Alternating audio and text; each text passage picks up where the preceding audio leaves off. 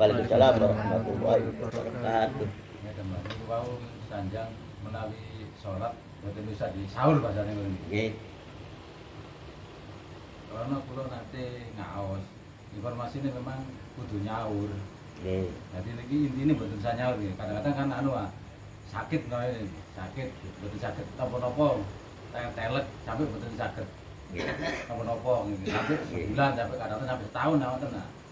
Sing kula pireng niku nyaur napa malih sampai pejah. Dadi niku teng ahli nggih, bener napa boten ngoten niki. Niku leres Waalaikumsalam warahmatullahi wabarakatuh. salat niku kudu disaur dalam keadaan tiange sakit. Nggih. Jadi keadaan tiange sakit mboten salat niku. Mangke lek waras niku nyaur, mboten napa-napa. Menawi dalam keadaan sakit niku nggih salat, mung gerakane dirubah. Krana Allah niku Ar-Rahman Rahim, gerakane sampean mung sendakep tok. Nah niku krana sakit mboten saged berdiri tegak panjenengan. Dadi nggih panjenengan niku mung nggih sendakep niat ngoten diwaca. Mangke mek tutuk rukuk mek gerakaken awake tok, mboten rukuk temenan dong sakit kok. Salam kiwa tengen nggih sampean salam kiwa tengen selesai pun.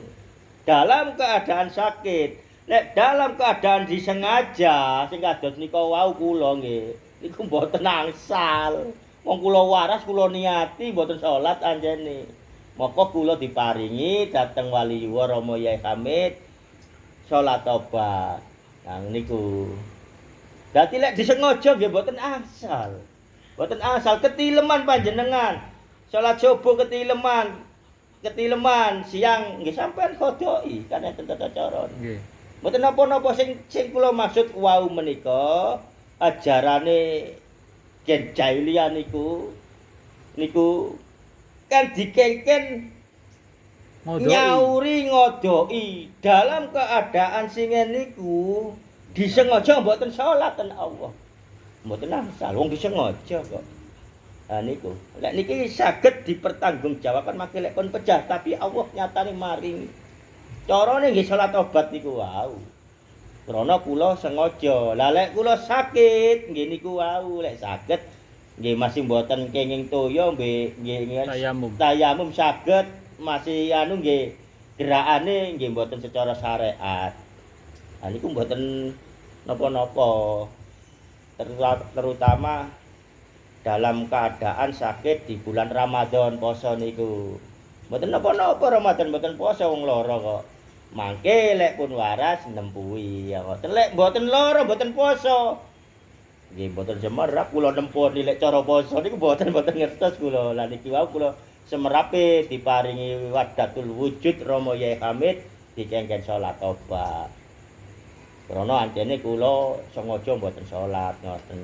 Bapak wala musawab kula niku.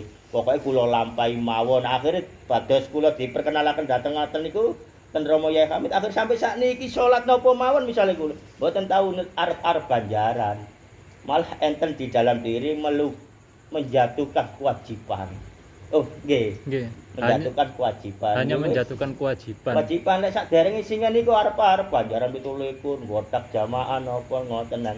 Ya niku syariate, tapi sakniki ibadah sing sak benerane sedantene niku nggih refleke nggih santai-santai mawon eco-eco mawon mboten bingung sing nika bingung niki napa malih sampai kepengin kepethuk Allah wong pun semerap lafal iku mangke lek kepethuk zat nggih mungkin kendake zat wong piyambak dipilih piyambak nggih sampai kepanggih salat di alam terang tak berlentera mriku termasuk nggih beberapa penyaksian kitab laku diri mangke diparingi dateng sampean diparingi semerap sedanten wis pokok panjenengan imani sholawat niki mangke Allah sing maringi panjenengan dados saksinipun napa sing dirahasiakan Allah nggih. Dadose bab salat iki wau lek disengaja gak salat wong Allah ndak ngutangno ambil mawon. Lek dihukum ya dihukum ngono ae tapi selagi Tasik gesang. semerap ilmune niki wau sik urip nggih ditempuhi salat tobat niku wau. Pun napa malih? Nggih pun nggih pun. Assalamualaikum warahmatullahi wabarakatuh.